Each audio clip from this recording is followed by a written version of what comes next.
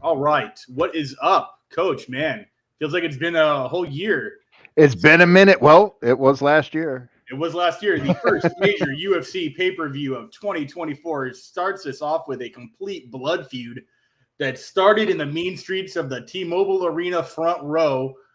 Wow, what did you think of Strickland partying the kids and then politely engaging in mutual combat with one Dricus Duplessis?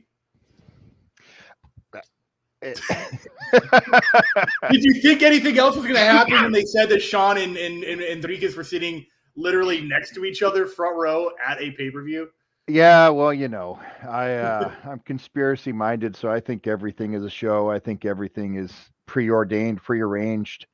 Um, Honestly, if they didn't have the beef, there wouldn't be the interest that there is now. So it's selling the show.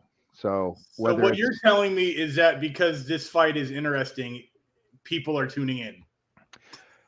yes, That makes yes, sense. exactly, I because like that. you I know mean, it's there pro wasn't wrestling at its finest for sure. there wasn't much story there. There wasn't much drama there. So they created some drama, Yeah. and Strickland is a drama machine, So Yeah, the guy can talk. That's for sure. Whether or not I can understand it or reason with it or agree with it is one thing, but words come out of his mouth at a rate that ha. is as fast as his punches. I'd say for sure. And this, I mean, essentially what started this was Dricus was supposed to have that Australian fight against Israel that they ended up giving to Sean for some reason. I don't know the politics behind that. I don't know if they were trying to just feed a lamb to Israel for that fight and thought maybe it was too soon for Israel to lose the title to Dricus. I don't know if that was the equation they had in mind. And then I think Dricus had to prove himself again with that match against former champ Robert Whitaker, with which completely undeniable after that match that he is definitely the rightful number one contender, yeah, no matter who had the belt. yeah, yeah. I don't remember what happened. It was an injury or a weight cut. I don't know. I don't remember what happened. Why? I think it was just I think it was an audible. I think Dana just said fuck it and just switch the cards on people. I don't think there was an injury. I don't remember there being an injury that caused that. I remember them giving it to Dricus after his I have it right here, after his Brunson fight, I guess. I mean, I guess you can get a title shot off of Brunson, who is also a former title contender, back in March. Or was it Till? It might have been off of Till. I think Till was the fight that he Yeah, made in that shot. I'll take your word for it, Chris. I watched the press conferences. Things happen. Yeah. But at the end of the day, and in less than 24 hours, we are going to find out the mean streets of Riverside, California, or the mean streets of Johannesburg, South Africa. Technically, he's from Hatfield, Pretoria, Transvaal, South Africa. Shout out to wherever the fuck that is. Wow. Wow. I like this fight. I'm going to be standing from the moment I don't know if they still play that stem song, Bring the Pain, but they should bring that song back for this fight. And I will be standing from bell to bell watching this from probably the privacy of this room right here, yelling, screaming, ducking punches that I have no idea what I'm doing until it's over. And I don't have a favorite per se as far as like who I want to win. This is, I think, one of those fights where as the fight progresses, I start rooting for who's putting on the performance. There's plenty of fights where I've been like, I want this guy or I don't want that guy. And then they start doing some magic in there. And I'm like, oh, shit, go and get it. This might be one of those fights. Yeah. And we're going to break down how we think it's going to play out for both sides. Which is kind of speaking to what you and I were talking about earlier, where if they didn't have the heat between each other, if there wasn't the drama, if there wasn't the fight, we really wouldn't care, right? It's like I don't have. Well, me personally, I do have a. I know what you're saying. You're saying the right. Casual may not care, right? And And that's who doesn't buy the pay-per-views. exactly. But now, I don't know. It's a great matchup. It's a great fight. My perspective is probably different than the majority of people. Um, Definitely different than the odds makers. But it's still like, all right, you got this athletic specimen of a freak, and then you got the spoiler, right? The party pooper, the guy that just kind of crashes the party and pisses in the punch bowl and leaves. I mean, I'm going to say literally as well as figuratively for sure. And I know you're talking about Sean with that one for sure. That's how obvious. He's been to some parties. He's not shy about it. Yeah. Okay. Yeah, for sure. And this is punch bowl definitely. And this is styles make fights, and this is definitely like two guys who I would say are fighters at their core who happen to be athletic, as opposed to the difference that people have between an athlete and a fighter. We obviously know that what do they call him at the gym? Deshaun Strickland grew up on the mean streets of the 909 out in Riverside, California. And I can't imagine the South Africa being any easier. So these are guys who I think probably had a couple of tussles outside of the cage before they were able to harness it into obviously professional fighters. But I do think that their styles are completely different, where I think Sean does play a better long game when he's not getting stopped within two, which does not happen often. So I'm not going to make that a point of pattern for him. I'm not going to say this guy always gets stopped early. He only has one or two actual KO losses in his life. I mean, his only two finishes are two losses by KO. Pereira was early in the first, and the other one was mid in the first by Eliezer Velasquez dos Santos, the spinning wheel kick. I think that's the same guy that spin wheel kicked a couple other people too. Yeah. A true capoeirista. Yeah. Brazil. Yeah. So I would say, there's always a feeling about losing, but no shame to that guy for sure. And then the fractured orbital at welterweight from Usman. But yeah, for sure.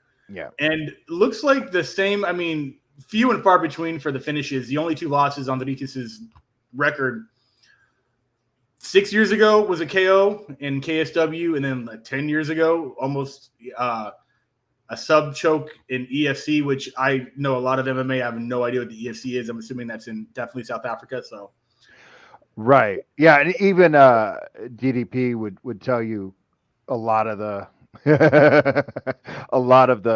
earlier promotions that he fought in were smaller backyard South African, Yeah, for sure. Which kind of, it really makes his strength of schedule dubious. It makes it questionable. So Strickland, his strength of schedule isn't necessarily top tier, but it's high grade. Coming from King of the Cage, coming off the regional scene of SoCal. SoCal almost exclusively only King of the Cage in UFC for Sean Strickland. That is as hometown of a hero as you can get for someone from Southern California, for sure. There you go. He has, and the one fight that's not in the UFC or King of the Cage was Long Beach Fight Night 7 in Long Beach. So, yeah, the dude, didn't fight outside of California until, I guess, his UFC debut, Dallas, Texas, and then has only been back to California twice since then. So, yep, cool. And then Drake is probably the same. South Africa, and then some European dates, and then obviously UFC, Abu Dhabi, and then the rest are Vegas. Their schedules are very similar. They've been fighting, I'd say, roughly around the same amount of time as far as professionally goes. 28-5 for Strickland versus 20-2 for Dricus. So experience also Cage IQ brought up that Sean has fought at welterweight, and I've seen those pictures of him with the emo haircut, and they are disturbing.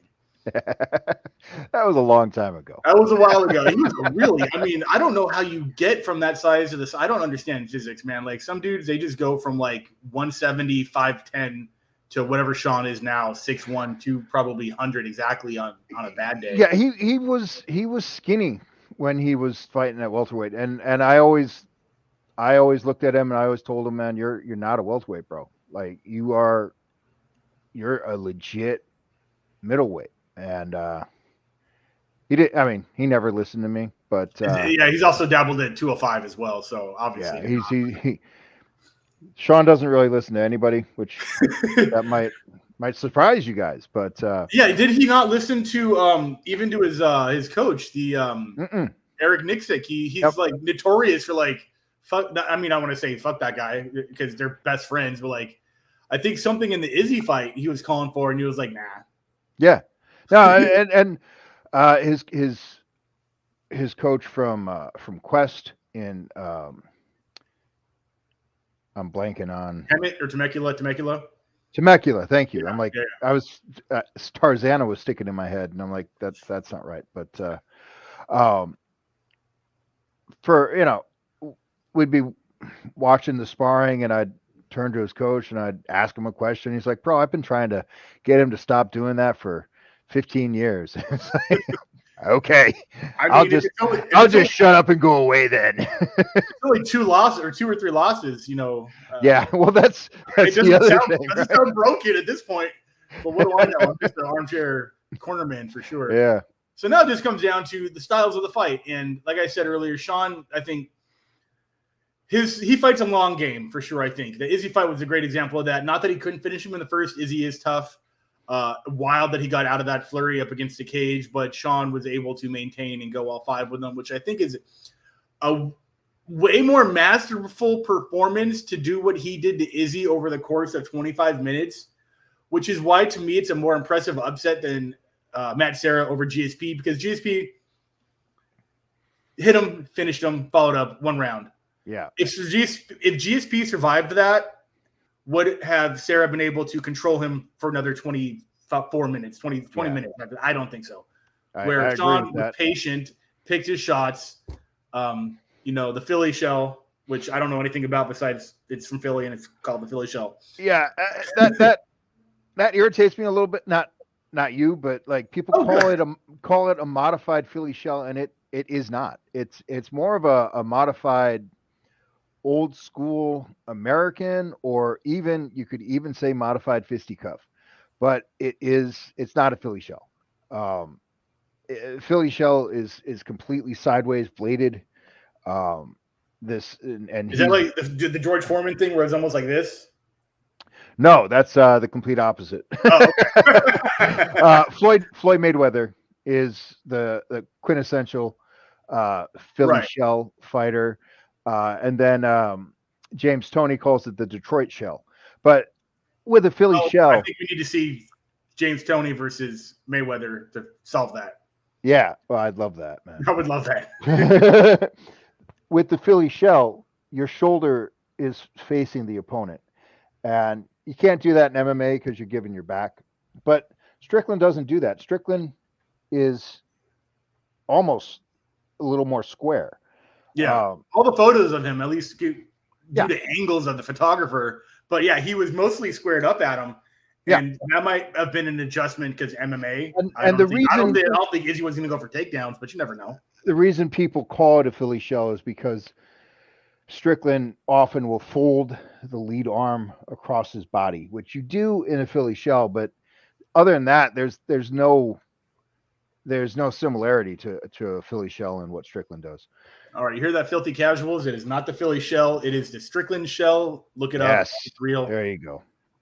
It's the Strickland clam. Yeah. Now, Jesus Christ. Nina Marie Media.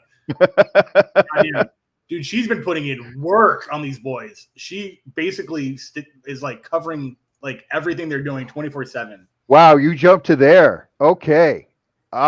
I mean, Okay. I like to make. Damn. I make jokes, man. I gotta keep it light, and I appreciate her in the business for sure. I'm sure there's a lot of like hate thrown her way from dudes who can't. I have this thing. They can't bang. If they can't fuck you, they'll fight you, and that's the only reason like women in media I think are constantly just getting clowned on. But I think she's funny. Yeah, I think she's cool. I think she keeps up. She keeps up too, and she doesn't get paid. She does not get paid. You seen the shit like what Tom Aspinall did to her? I'm like, bro, that was the worst thing I've ever heard as far as that kind of joke goes. And but anyways, she's been covering these guys nonstop. I'm trying not to use. I'm not sure these jokes are not getting any worse. Yeah. We're getting a lot of cool footage. We're getting a lot of footage about them. Like we're getting to know them for sure. Yeah. So what's your pick? What do you think? So what I want to talk to you about now is you talking about Dricus' style, which is a lot more caveman. And I feel like if he doesn't finish you soon, he's not finishing you at all. I feel like he is that guy who will run the gas tank. He'll blitzkrieg. Like if Robert Whitaker had gotten out of that first round, where would that have left Dricus in the second round? Obviously, that didn't happen, so we didn't need to get that question answered in that fight. But I think this is one of the fights where Sean has the advantage in the deep water, but I think Dricus is going to come out hard, and whether or not Sean survives that is going to make or break every round after the first. I just had this idea, which now makes me sound kind of stupid because it's like, duh. But both of these fighters do everything technically wrong. They have completely different styles. Yeah. But Strickland, pretty much his training is sparring. He doesn't really drill. He doesn't really work the bag. He just almost exclusively spars, whether that's boxing, MMA, kickboxing, or ground fighting, jiu-jitsu. And he does that. We're seeing footage of him recently, even just sparring 3 people at one time. Is that? I mean, I don't know if that's for the show, for the clicks. It might be. But so he's not in his methodology, in his stance, even as an MMA fighter. So he is very unorthodox. The way he stands, the way he fights, he doesn't really integrate striking with grappling. He strikes and he defends the grappling, and he kind of kicks, but he's not really. It's like this modified boxing, almost exclusively. And his training is very non-traditional, and a lot of people would say it's wrong.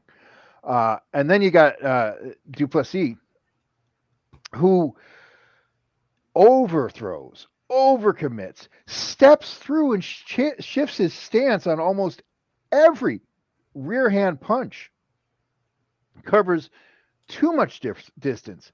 So, but because of his explosiveness and his athleticism, he knocks people out. He gets it done. He finishes people. So it's going to be fascinating. But I just now, when I was thinking about it, was like, oh, wait a second. Both these guys are technically wrong. And that's the middleweight champion, and this is the number 1 contender. So that's a fascinating perspective. Yeah, the way it looks to me is that Sean is a street fighter that learned how to professionally fight, and I feel like Dricus is the opposite, where he's like a professionally trained fighter who gets in there and turns them into street fights. Yeah, and I don't know, because like the stance switch, the step through, the overswing, I don't know where that came from, but his coaches are doing it on the mitts. They're they're acting as though this is like part of the martial art that he learned. And it's like, Oh, did somebody teach him that, or did somebody just like, well, this is what he fucking does, and I'm gonna learn how to hold mitts for this fucking beast. Right. You know, I don't know. But. Yeah. So that being said, man, like this is still they have odds have Duplessis is plus 100, which how many? I mean, there's probably a listing of how many times the underdog or the so the odds have changed since I looked at it. This is according to CBS Sports. I'm assuming that says recently as right now. Yeah. Says I thought DDP was favored. Isn't that doesn't that what that means is Dricus says money line plus 100 on Dricus. Doesn't that mean that he's plus 100 to win? Cage IQ, you're the guy that understands odds. If you're still with us, let us know what plus 100 means on Dricus. That means that if you bet money on him, you have to bet at least $100 to win $1. I think that's how it was explained to me by Frank Mir. I don't know if he's the best person to. Cool. I thought the negative odds were the favored. Yeah, that's a good question. I still don't understand odds. Yes, Pop. Yes, Poppy. I got it right. Hell yeah. Oh yeah. I understood something. Okay.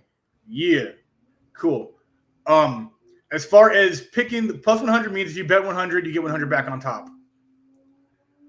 So you break even if you bet 100. So you have to break 200 to make 100 profit, 300 to make 200 profit, something like that, or like. So you have to make at least $100 to break even. I guess. Plus 100 means if you bet 100, you get. I can come and explain if needed. I think that makes sense to me, for sure. No, it doesn't make sense. So it means for every $10 you bet, you win $1. The favored fighter has a plus or a minus. That's the question. That's the question. Cool. Okay, so if you put so that means he's the underdog. So that means if you put 100 on Dricus, you're getting 200 back. Oh, righty then. So the odds are not that crazy, but still Dricus is still listed. But earlier this morning when I was realizing that I had a podcast to do, I was looking at the odds, and I remember DDP being favored. But not by much, it seems. If it's only 100, I guess, because it's flipping back and forth. So yeah, that's cool. And those odds, change. I mean, up until during the fight, rounds, between rounds too, which is wild. As long as Drake doesn't bet, I think you're good. Yeah. So all right, I'm going to say this. I'm not going to get into politics. I do not agree with 99% of the shit that Sean Strickland talks about. He is very open-mouthed, but not open-minded. I disagree with most of his politics. He has a lot of controversial opinions I do not like. He's not afraid to tell you them. I do like the way he says things. I do not like what he says. That being said, that's like the freedom of speech. You know, I don't like what you say, but I agree with your right to say it. Well, yeah, that too. But I mean, like, besides the things I disagree with, I like how he gets annoying. He gets very annoying very quickly. Yeah, and it's for show. You know, it's for the camera. Well, I think that's I think that's him for sure. I think he's hyped, and I think that he just has ADD brain. I think he's just straight up just like he just is what it is. I think he's probably the youngest person to have CTE in the sport. And I like Dricus a lot. I would love to see a South African champ. I think Dricus can get it done. I think Dricus's power is probably going to connect sooner than a accumulation of punches that I think Sean's going to need to finish this fight. Dricus has finished 50% of his fights by knockout and 49% of them by sub and only one decision. Sean is not that. Sean does not have the one-punch KO power. I would almost say he doesn't even have the killer instinct to finish a fight as quickly as he would need to survive anything that lands from Dricus. And for that, I have to go with Dricus in 2. I will say it's going to be a TKO, very similar to what happened to Robert Whittaker. If Dricus gets out of that second round, I'm going Sean with decision, but we're picking one fighter here, and unfortunately, it has to be Dricus. Okay. How's this for crazy? So as you mentioned, Strickland is not a knockout artist. He's not a finisher. Uh, but I've been doing a lot of watching a lot of tape, watching a lot. The hole that I see in Duplessis while he is taking the big swing and stepping through on his stance, uh, for the jab dominant, pressure dominant timing, I think Strickland gets a knockout. Um, yeah, yeah, I think Which I mean, now his now last fight finish the was way this happens, is it's not about the power of Strickland. That's not it. It's about the timing and of the accuracy. landing as Duplessis is stepping through, because Duplessis swings his rear hand as he steps his rear foot. So he starts out orthodox, steps through to southpaw. So he's stepping forward as he's throwing his big attack. And there's a big window. And I can see Strickland landing on the chin as Duplessis is moving forwards and creating a car crash situation, and essentially doubling Strickland's power. Um, In physics, we and, call that inertia. yeah, nice. So I see that happening. I see that happening around the third round, and I think Strickland is going to do what Strickland does. Sean's gonna He's Sean. gonna crash in. He's gonna pick his shots, and Duplessis is going to swing, and it's going to be big and it's going to be messy. But I think somewhere in the middle of the third round, Strickland's going to get that knockout. Which is it sounds. Listen, it sounds crazy to say, but you know what else sounds crazy to say? Strickland beating Izzy Yeah, yeah, for 5 rounds straight. yeah. There wasn't even a second. I couldn't Yeah. time 1 second that Izzy won Yeah. that fight. Like there wasn't any windows where the wheels were going in his favor at all in that fight. Yeah. And the other thing to remember is Strickland has been training with Teixeira and Potan. He's been Yeah, and been it's like, going to Danbury or they've been coming to him. oh, he's been going out to Connecticut. Okay. Yeah, and it's like after training with those monsters and that kind of power, you get desensitized to the power, and then you start to see the timing. Mm-hmm. And Strickland's been in the ring with some really high level boxers, and you could not do what DDP does in boxing. You would get slept immediately. Right. But I think, well, anyway, I think I'm repeating myself at this point. It seems unreasonable. It seems unlikely, but it's what I see. And I'm not saying I don't like it. I think this is the first time we've actually not picked the same fighter in a main event, which is controversial to say the least. But I hope it's a spirited performance. One thing I hope Sean brings to the table is remember that Jack Marshman fight where he was just talking his head off, popping shots at him. I hope Jack, come on, Jack. Hit me, Jack. Jack. God damn it! That was one of the best. That was the best talking performance of a guy who actually won a fight I can ever think. I mean, Strickland has merchandise. Nicky is. Strickland has merchandise now, so if you want to make a Canada or make Canada great again, place.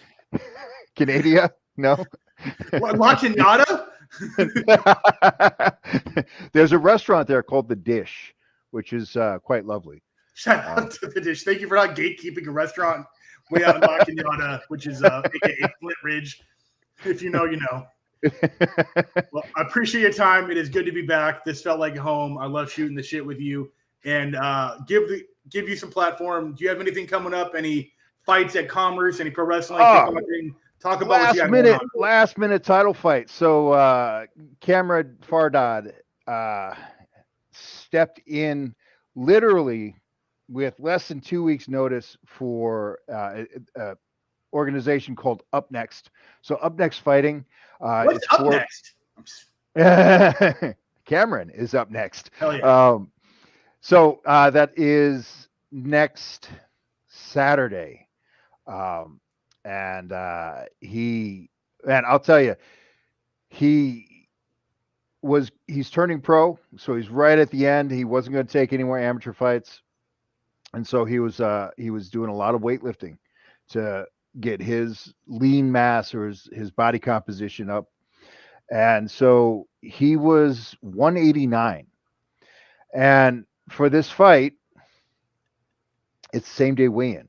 So you can't do the dehydration, rehydration things but he weighed, well, I don't know if I can tell the exact weight, but point is, in less than 2 weeks, he's going to be 170. So yeah, and he's got a dangerous opponent ahead of him, but so we got that coming up.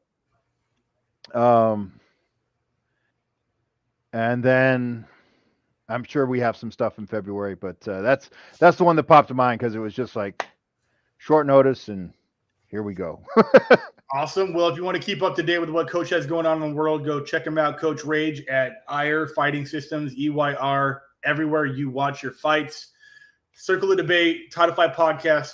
Thank you guys for tuning back in. I cannot wait to talk about the results. I can't wait to watch this fight. Yeah, you guys have a good night. We will see you. We're not sure when the results podcast is, but we'll keep you up to date. Hit the like button, subscribe, follow, click. Love you guys. Peace.